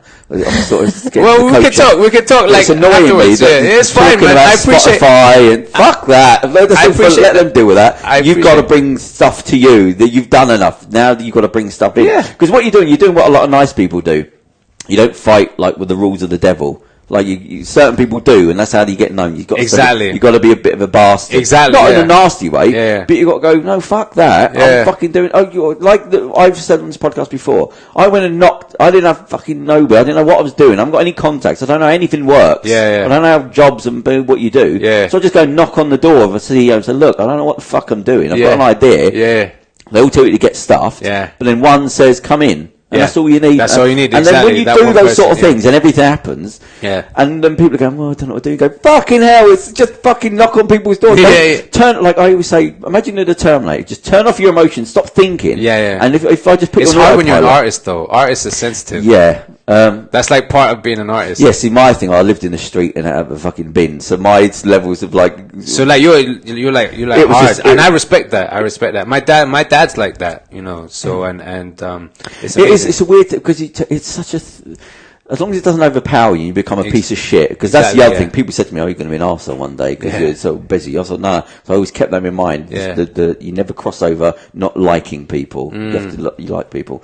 But then you learn, don't play by those fucking rules of just everyone's doing this thing. No, there's other people that don't give a shit. Yeah, you're right. Funny enough, the other day I was listening to a podcast about people starting movies, and they got into Jean-Claude Van Damme, and he got he'd done sod all, and then he was the first in the film Predator. He was the first Predator, but he walked off the set like he was supposed to be the Predator. Was he Predator? But so he sodded off, and then they got the big guy in. But basically, was that a person? The Predator? Yeah. Well, it's an alien. Yeah, I know. Who was in it? It was. I didn't realize that. Yeah, it was a guy. He was like 7'2". He's the guy that was in the Hendersons, Harry the Hendersons. If you remember I didn't know. But anyway, it's a tall guy, but he never acted before. But anyway, they got him in. He just walked into a bar, and the guy saw him and said, "Jesus Christ, you're a huge guy. Do you want to be an alien?" Yeah. He didn't know what was going on. You're exactly what I need. But anyway, before that, Jean-Claude Van Damme played the alien. Wow, I didn't know that. That's really interesting. He got the sack because he kept complaining about it being hot. But anyway. This thing was about how he started, because he'd done nothing. He was a world champion kickboxer, but he was doing extra work. Yeah. And the story, he was going into this lady's office. He got a job as an extra, and he put his stuff into this agent.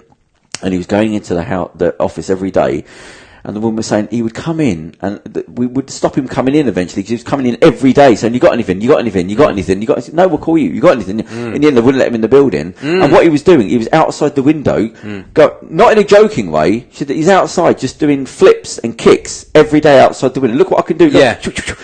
And eventually, they just said, "Look, fucking, there's this thing about an alien. Go for that." And now he went on to do other stuff, but it was just the fact of he didn't even know not how to.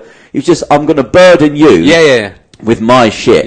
So I know a comedian in America, and he said, like, you do what normal people do. You put your thing in for the agent, and you leave them alone. Every now and again, you call up anything. No. He said, if you ring them every single day, of course, they will eventually get pissed off and just put you for something, of course, just to get you out. But if you be nice, which is you think's the right thing to do, they're not playing by your rules. I could put it down to something else, where a guy works in a factory now.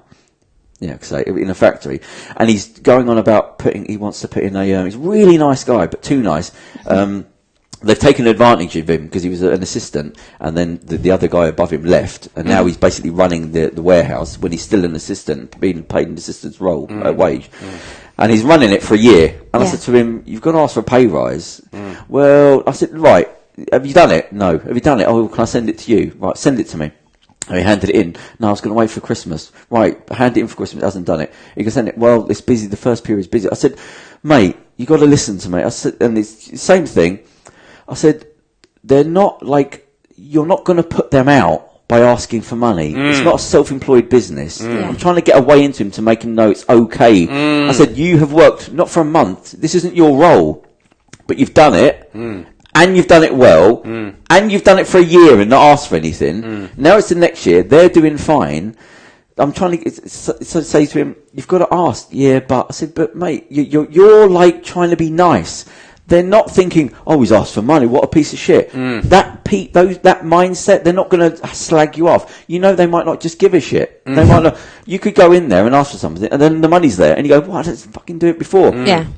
But this niceness in your fucking head, it's like the devil in you. I keep saying, put a devil in your head. It's getting to you the way it will always get. Like, "Oh well, I'm quite. Well, I won't do that because no, he didn't do that." Well, what rules are you playing by? Because if you are, say, an artist and you're trying to get into that world where there's a trillion other people, either don't do it or understand reality is there are people out there that will fucking do anything to be famous. Will fuck family over, will fucking starve themselves, will living in a rocky apartment, not eating but going to auditions all the time. You know you're up against them, so you're going, "Well, let me see." But then forget it then, because there's animals out there that are 24 hours a day doing anything. They are Fresh Prince. Yeah, I remember his story. Yeah. He said he'd be outside the offices, the music offices, just singing. Or he said he was out there for about 6 months. Every day he'd turn up his bar, and then eventually somebody heard him that was from somewhere else and called him in. So you've got to, and those people are out there. So instead of just going, "Well, let's see what happens," you go, "No, do you understand what you're up against?" Yeah. So those people are bottlenecking to get in. So you've got to do that as a minimum. And if you think, well, it might happen this and that, then I say, trust science. If you just throw 1,000, if I throw 1,000 emails out there, what? One person, your body can't go, "No, still nobody get back to me." Cause no, you'll go, "Well, of course somebody's going to fucking get back to you." And then when you do it and it works, you go, "Fucking hell, I've been doing nothing for fucking I should have been banging on the doors, I should have been going knocking." And you've got the whole package. Again, I'm not paying, you're a nice guy. Thanks. You're friendly, there's no bullshit with you. Yeah. So you've got, that's like a friend of mine. I said to him, "I'm not as nice as you." And they work in media. I said, "I wish I had your friendliness, because you're naturally liked, whereas with me, you've got to have the right mindset, or I've got to be useful to you. Otherwise, do you know what I mean? And then there's me. So I said to her, I wish to God you just wouldn't I had that niceness where I could just, you're instantly likable. And I've used this example before where the guy that helped me out came onto we did an interview with I was the CEO of Time Out. And I would say to them at the end of the interviews we do, give me something that's not bollocks as a piece of advice, like not something you're going to write down, something that you would say to you if you could go back for one day and say, listen, you prick. Listen to what I'm going to say to you. Do this thing. Not something media quip that's going to be lovely, work hard and all that. What would you pull me up by it and say, right, listen, learn the language. Don't do this, don't do that. Get rid of that person. And he said, it's hard to say no to people that you like. So, and I thought, fucking genius. Like, if you genuinely like somebody, it's harder to say no to them. So you've got that with you. You're not out there with your black, dark glasses banging on, yo, come on, listen, look at them, fucking... Because you alienate people straight away. There's no need. Why would I want to help you? And when I realised that when you're honest with people, you say, look, I don't know what I'm fucking doing, and everyone's ignoring me. Can you? This is all it is. Have a look at that, because I don't know what I'm doing. And people go... Then, That's a good way of putting it. Mate, the world opens up. And all the people that told me, no one's going to fucking help you. You've got no experience. Stop telling people you lived on the street. Feeding into all my insecurities, but of course not. And when I gave up and started saying to people, look, I've got nothing, right? I'm not that well educated. I've got this thing. I'm trying to do this magazine. This is why I'm trying to do it. I can't get anybody involved because nobody wants to get involved. If you can just look over this thing. And then somebody gets involved and goes, okay, come on. And then you thought, oh, they were all wrong because I wasn't being honest, and people are actually very helpful. And as I've said before, that everyone that you try and get in contact with, the CEOs, the executives of the music, you know, they're you, and they're nice people, mainly. And when you go up and say, do you mind, look, I know the world's here and you probably get 1,000 letters a day. I've got this thing, can you just watch it? And I'm not going to contact you again. And if you know anyone, if you know somebody, because if you do that, you're then by proxy, you're contacting everybody they know, because they're thinking, oh well, my cousin at the moment, he's got a studio and there's a guy there that was actually looking for stuff. So you're it's not just that person, it's everyone they know. But you've got to have that thing of, first you've got to have produced something, so you're not just some wanker phoning up and saying, oh, can you help me out? Because that, you can't do that. But if you go, here's my video, my name's so-and-so, and you personalise stuff, or handwrite the fucking thing, try and remember how to do that. Well, with doctors. Writing is hard. You're not a doctor, try and write it so other people can see it. And then you go, right, it's not going to work, this is bollocks, it's not going to work. Okay, it's not going to work with 1,000 people? Right, so how many, this is what I do.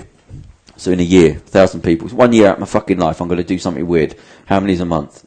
I can't do maths. So how many a day? Right, so part of my career to fucking get known, to complete this thing, is today I have to personalise 2 letters to somebody, and you just get the names for, I'll help you out how you get names. Wow. And you go, right, yes, it's not going to work. Who gives a shit? It's my career, so I'm just going to do that. I'm going to do the 2 every day. 2 every day. And the world just gives up and goes, look, here's somebody. Here's somebody. Because you can't, the devil goes, this is what I always think, the devil goes, he's too much fucking hard work. Let's get on to these while he's questioning himself and there's low self-esteem and he's too nice and let's leave him alone. And you do it, and when it works, like, there's a frustration of fucking get up and do. It's there. It's sat there. Don't play by the nice rules, because you're wasting. There's other people out there that ain't playing by the nice rules. So with getting yourself out there, that's all it is. You go and get it. When you said the words, like, we got to wait for something. Okay, no, where have you absorbed that from everyone else around you? Because if I took you to, I got a reference for Puff Daddy and Snoop Dogg.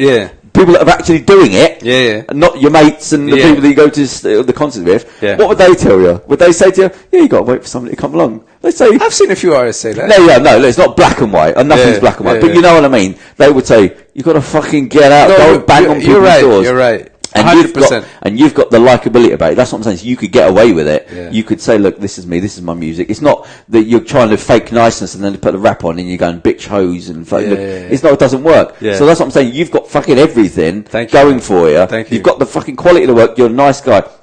Yeah, I mean, you can even show the link of the podcast of me being nice. You'll have to highly edit it. But basically, it's like, just great content. And you take that in a letter and say, look, do you mind if I send you this? Or send something direct to somebody with a box of chocolates.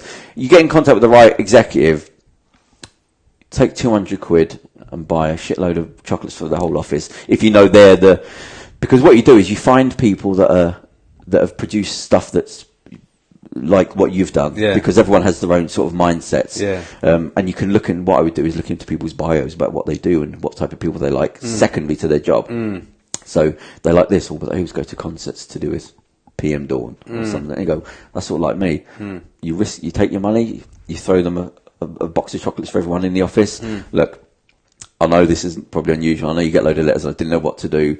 This is my thing. Can you just please give 5 seconds of looking at it? And if you know anybody, if it's not for you, I'm not going to contact you again. Thank you very much. Have a nice year. This is my name. This is my phone number. I'll answer it at any time of the day, morning or night. If not, have a lovely look. They're you, and they're nice people. And even if that doesn't work on that person, you do it 5 times. What, people are all arseholes. They're going, oh, fuck him. It doesn't work like that. They're nice people. You're 100%. And so you do those things, and you do that for 1 year. You're going to have fucking people coming out the woodwork all over the place because it's people they know. And you talk to one person, then I've always said you don't know what doors. The thing is, when you're on your own, every door's closed. They're all closed. But what you do is, when you speak to somebody, you know everyone they know now because you say that. Like if you know anybody that knows anything about getting music out or something, and everyone's doing stuff, so there's always a coincidence that comes along that you can't bank for. But you do it because you know if I contact enough people, nobody's going to be doing anything to do with me, and nobody's looking for a new artist, or nobody's looking for nothing.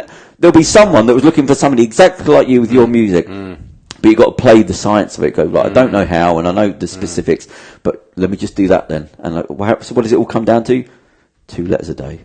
And you just get that person's email address and that person's every agent. I'm just going to contact every agent. I'm going to print them all out one day, get them all out on one piece of paper, so I can see what I'm doing. Not, I'm going to get to it, and one night I'm going to email. I'm going to do some more emails tomorrow. No, you've got to see it. You've got to. The brain works as you print it out in front of you. And a diary. That was my main secret. Get a diary. And fuck being sick. Fuck work. Fuck food. Fuck it's late. Those 2 things have to be completed today, because that's my career. That's me on the stage in the future with 50 grand every time. That's me in the film. That's me in the thing. Everything else is a blur. That's the important stuff. Did those 2 things get done today? And you don't have 50 things or anything stupid like that. But you go 2, 2, 2, 2, 2, 2, 2, 2, 2, 2, 2, 2. That's my job. That's more important than anything. That's more important than anything I'm doing, because that's my future right there. That one thing there could be that opens up everything. And you just play the numbers game. It's not even smart. It's just you play the numbers game and contact the right people. You've done all the hard work. You're you, and you've got all the music behind you. So it's not like you've just started. It was a lot difficult because you've got no body of work. So you can't. People are busy. They ain't got time to go, well, what is it you're going to do in the future? Come and meet me for half an hour. You go, bam, there's the email. Just get back to me, and then you forget about them. You move on to the next thing. Sorry, we're supposed to be talking about your career, but we will have a conversation afterwards. So, what, like, who's your, to finish up, like, who's, I know you're going to say everyone, but who have you admired? Like, is there Stevie Wonder in there? Who have you admired musically? Not influences, who have you admired? Admired? Yeah. And somebody I know as well. Someone you know? Yeah. I got two Elvises in your Michael Jackson. Do you know Jay-Z?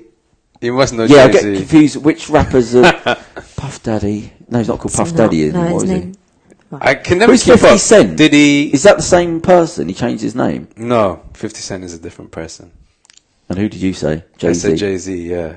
No, I liked Biggie. Like, I bought his album. Yeah. I think it was one of 4 albums I ever bought. Do you remember which album it was? Oh, God, no. Oh, it sounds stupid. The greatest hits. I remember when Alan Partridge once, I think they were asking him, he's having a conversation about music and he's trying to pass himself off, and they went, oh, you like Beatles? He said, what's your favourite album? And he went, I think it was the greatest hit. So that, it was the greatest hit. So I'm not like a music fan, but I like the words. That is the reality of most of the people who consume music. They're not as passionate about music in the same way that I'm like, all right, well, which album? You know what I mean?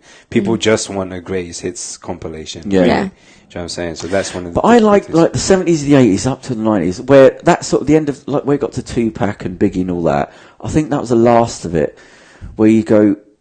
The words were still important then. Yes, exactly. It's like, I mean, it sounds silly to say, but like with bodybuilding. Okay. Bodybuilders don't contact anybody. They don't talk to each other anymore.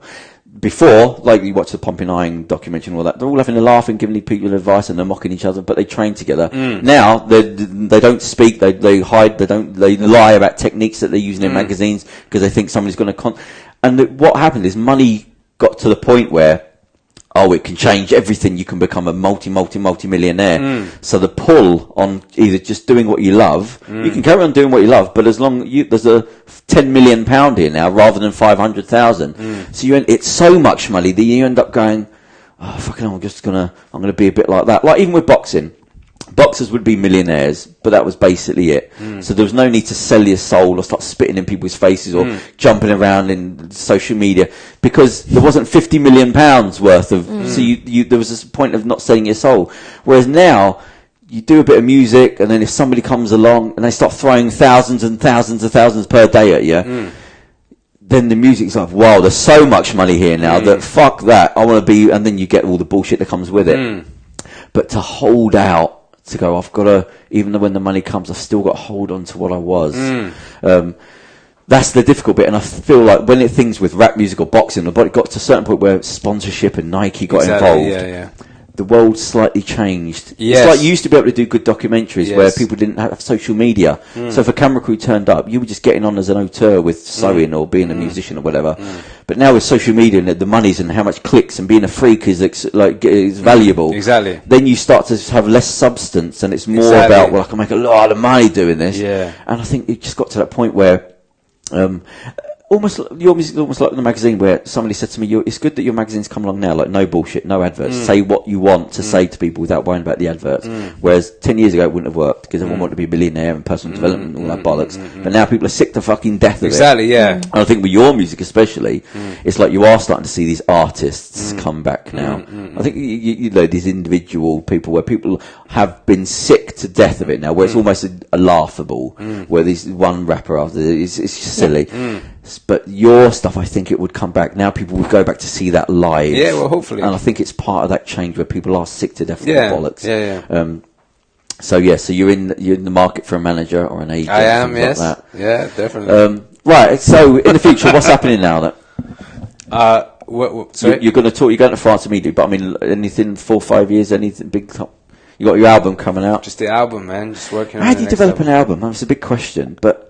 It just happens naturally. It's weird. But when I was watching Bohemian Rhapsody, I hadn't even thought about making songs. But they sent him away, and then you go, oh right, so a couple of lyrics, and I've got to change that lyric to make. I'm thinking, oh shit, it's not like they go, here's a song for you. It's not that. It's not a pop star. You've got to. What words? No, change that word. Fucking hell! And then you got to have an album. It was really interesting in that film because they had to have an album, and so they all like shipped off to some like remote location, and they were all writing lyrics and word to word. You got to start. Whereas for you, I'm assuming it's more like, right, here's something that's happened and come to my brain, and it just happens. It's weird. It just happens naturally. With hip hop, it's even harder because at least when you sing a song, I love you and you love me, blah, blah, you're and right. you get to the chorus, and that takes up a lot of time. You're literally you got it right. Your words, each word is important. Your statement is every 3 seconds rather than stringing it out over vocals. So it's quite hard, to be honest, to carry like a concept through without it being repetitive. So you must be every day you're looking at everything and everyone, and it's going into your head verbally. Yeah, I don't know, man. I honestly can't explain it. It's just who I am, and sometimes like the concept will just hit me, and I'll be like, yo, that is a dope concept. But you're not being backed by anybody, so you don't get sent away. So how do you feel? Well, like, how do you get the words? Are you just put things in a notebook when it comes up? Yeah, when it just hits me. Right. Okay. You know, sometimes the music happens when it happens. Yeah, exactly. It's like he's got a patient there, and all of a sudden.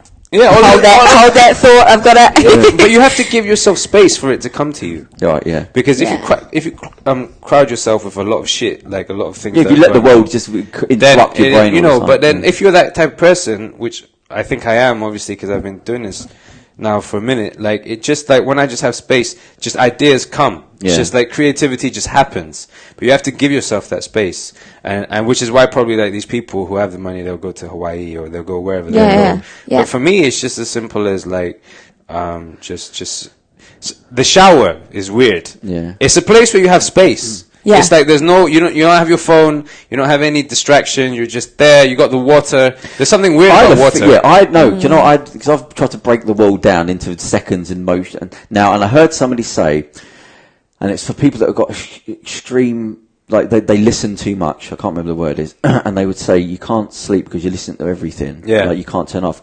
And for people, this is an extreme thing that they do to try and get these people to sleep. Is they say just put on a Hoover. Because the noise of just it's only one noise. Thing. Yeah. And I think like with the shower, that what it does is your brain goes, right, there's no danger here. Yeah. Everything's becoming normalised. It's just a sound. Yeah. I can relax. Yeah, yeah. And I think that's what happens to the brain. Some of my greatest because otherwise, if there's a noise, there's a dog, there's a thing, there's a text. When you're in the shower, it distracts your brain. Yeah. I mean, when we put art in the magazine, personal development, and it was hard to get it in, but I knew certain people. Everyone's interested in art. You just think you're not because you've been taught badly. It's interesting. So I was thinking about how do you get that in a personal development magazine?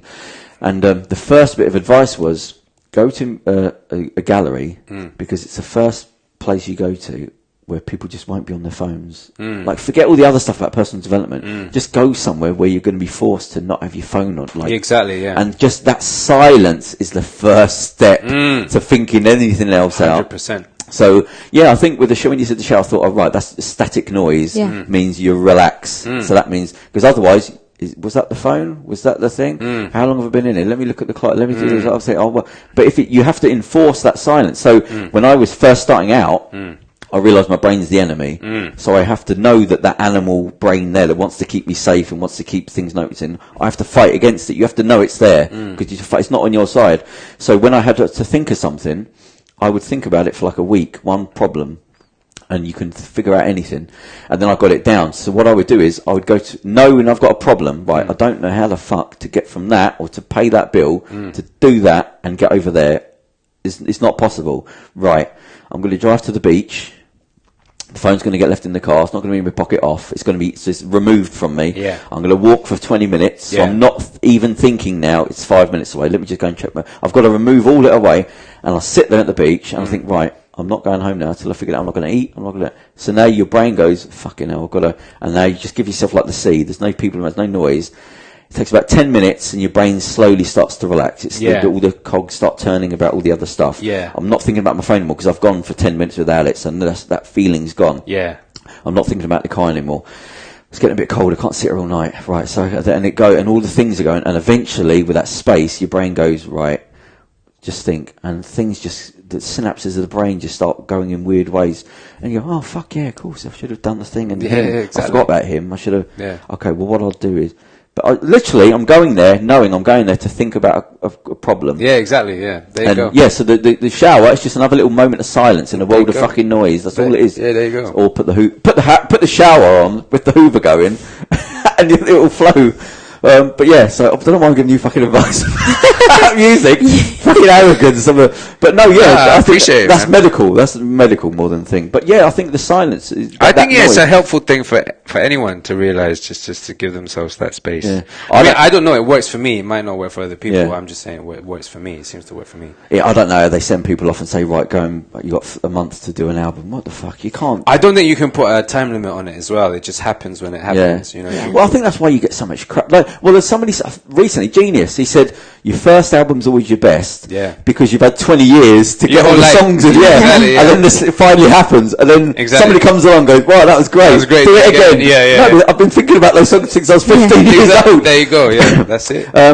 But listen, so we're going to have you back again when everything's fantastic. Hey, that would be amazing. Next year. Yeah, that would be amazing. We could listen to snippets of this. Yeah. We'll be like, yo, did you do that? Or you'll be really successful. You'll be really successful, and I won't be able to get contact with you. Hey, that's not how I roll. Don't forget us. That's not how I roll. Like, well, we've got him on camera anyway as an exclusive, so when he famed, we could put it back on his social media. Remember him? Yeah. I mean, I respect, like, especially in this era where everything is so quick, people who take their time out and be like, all right, this is quality. I want to engage with this. So I really respect you guys, and that's why. Like I said, when I accidentally paid your compliment by accidentally listening to your whole song, that's a long time, man. 3 minutes. And that's true. That's so true. I hit the other song thinking it could have just been like one song. And I thought, I was listening to the lyrics of a song that he's singing, and I like the film. I'm not judging him, and it works well. Thank you, man. Oh, fucking great. Thank you, man. That's great. That's great feedback to receive. So yes,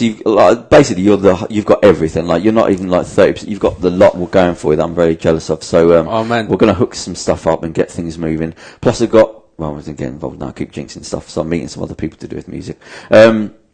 So yeah, I think I'm your new fan. Okay, thank you, man. And we're gonna appreciate that. How did you come across my stuff anyway? As someone who's not really into music, just I contact something I can't even think now. I think so. I was looking for guests, but I have to go through a lot of filtering before I eventually contact somebody because everyone just there's always a problem somewhere, or I don't like something they did, or they say this, but then it's really about that.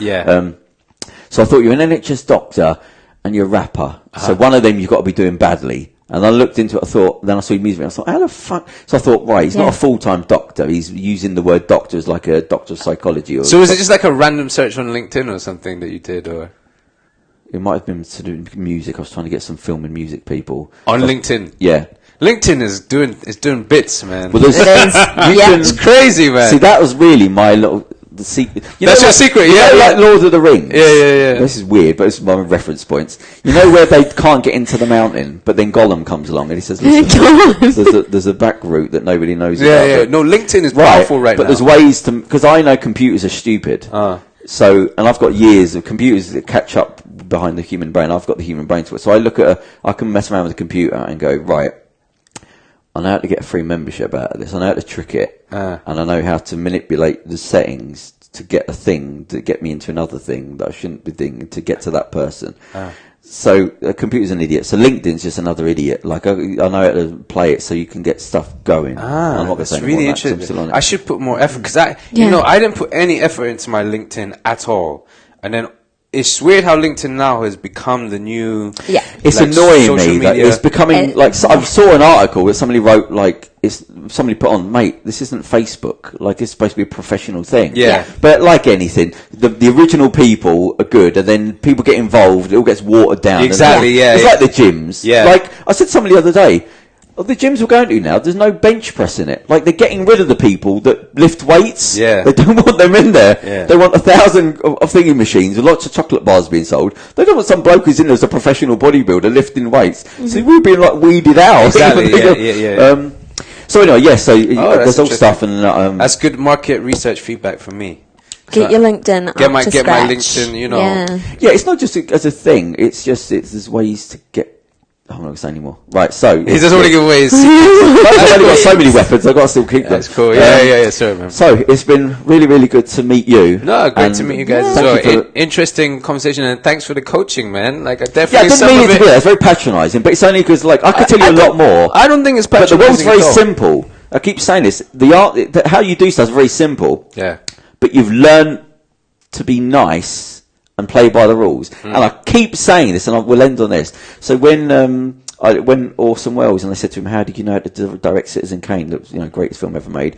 Because he didn't know how to do anything. It was the first time he'd been on a film set, and it became like he's moving everything around, all the lights, and the shots of the ceiling, and people from behind the camera, in a world where it was just you, me, face shot, medium shot, and he came in and he was pulling lights off, because he's a theatre director, putting cameras here, panning in through windows, and what the fuck are you, like, this is just, there's a camera to camera stuff. Yeah. And he said, ignorance. He said, no confidence can match it. And that was what saved me. I didn't know how to go to uni, and I didn't know degrees. I needed to speak to somebody in publishing. Well, that's the guy that runs a publishing house. Let me go knock on the office. I didn't know any different. So you've got to go, so I really do know that you've learned what everyone else knows, but that's all fucking wrong. So when I put the magazine together, it's because I didn't read any magazines, didn't watch things, So when I looked at stuff, I was thinking, either I'm wrong, or everyone else is a fucking idiot, and they're all following self-improvement bollocks, year after year, decade, person after person. Everyone's got a new thing. They're, oh no, this guy. Either I'm an idiot, or everything else is wrong, and I've got to tell people how to do things properly because you've learned stuff wrong. And I said this before. I sat with somebody in a cafe, and she said, "How did you speak to him?" And I said, "I went up to the offices and I knocked on the door, and sometimes they say no, and this person said yes, and they let me up to see him, and that was it." And I said, so why don't you go and do it? You're very beautiful. Like, from a distance, beautiful. You're very beautiful. You got a degree. Well, no, I can't. And I'm thinking in my head, Jesus, like, that's how much you've absorbed. That. And I'm thinking about society when I'm thinking about her. I'm thinking, I'm literally telling you what I did. Dragged my knuckles up there like a fucking ape, banging. I didn't know how to communicate. You're sitting there upright with your degree, beautiful. I said, that's your weapon, by the way. That's a weapon. I'm telling you, I've done it, and it's half a mile away. But you are still going, no, there's no, I don't want to, because I'm thinking, fuck. So, like, somebody's opening the doors to you and saying, this is how you do it. But because of what you've learned, you're holding yourself back. You're literally the enemy inside your own body. So what saved me was what saved Dawson was. I didn't know I wasn't supposed to pull the lights off. Exactly, yeah. So that thing is like you've absorbed that niceness rather than ask questions. Go, you need to do something. Go and fucking knock on the door. Just there it is. Knock on the. Nothing bad's going to happen. But you think, what? Go and knock on the fucking door. Anyway, so. Anyway, so you've done hard work. All I said, if you hadn't done what you've done, this would have been. I would have never even mentioned it. But you've fucking done everything, man. The music video is good. So thank you, man. There's more to come. I'm not even going to say hope. Yeah, so there's more to come, but there needs to be an injection here to get you out. You're right. 100%. I see now why this makes sense. I was like, what are we going to talk about? But I see now why this makes sense. You're really clever, actually. That's really clever. It's not clever. I get frustrated. That is really clever. Like at the moment, I'm writing. That's mastermind. Yeah, that's. But I had to do it for food. Like I had to add things up for food. Like when I lived in my car, I had to figure out where do I I got a gym membership. I can get a free gym membership there. If I can get a free membership there, I'll get a free. I'll take them a shower because they got good showers. I'll go there for shave and I go there for a shower. Now I look like a normal human being with a job, but actually I live in my fucking car, cleanly shaved every day. This is dope. I like this. It's nothing. It's all easy stuff. That's the thing. There's nothing clever. You're right. It is easy. But it's how you've been brought up to be like everyone else. So you're playing with the other million people. Yeah. So things are definitely going to get good for you. Thoughtful now, aren't you? What? You're very thoughtful now. I'm always a thoughtful guy. I'm always a thoughtful guy. Well, I'm going to call the fave in because, like I said, if we do this pilot, his music is perfect. Yeah. The soundtrack of what I want it more to than be. Happy, man. Like as he was walking down the rapping, I was thinking that was what I wanted the opening credits to be. Me walking. So so that's another thing that I'll be working on. Yeah. But yeah, so everything's going to be great. We're definitely going to be back next year to see how things have gone and what's happened in. When's your birthday? August 30th. You're Leo. Oh, you're Leo. Virgo. Oh no, you just missed it. I was just about to say, I bet you're a Leo. Yeah. Okay, so I'm a Virgo, allegedly sensitive. You know. No, you're a Leo. I think you're more Leo. I think it was. You know, when I was a kid, I was like, why the fuck am I a Virgo? I really wanted to be a Leo. Yeah. Do you know what I mean? Lie, man. Jesus. So we're going to have you back next year, but between then and then, we're going to work on some stuff. But I really, really do appreciate you coming down. That's a Sunday, so it's a bit shitty time to come down. Thanks for inviting me. And I'm really sorry for being late. I wasn't. Disrespectful. Gosh, no. Don't let it be interpreted as that. So thank you very much, and we're going to see what we can do with this music. No worries, man. Yeah. Thanks a lot, man. Bye. Peace. Peel these off your head.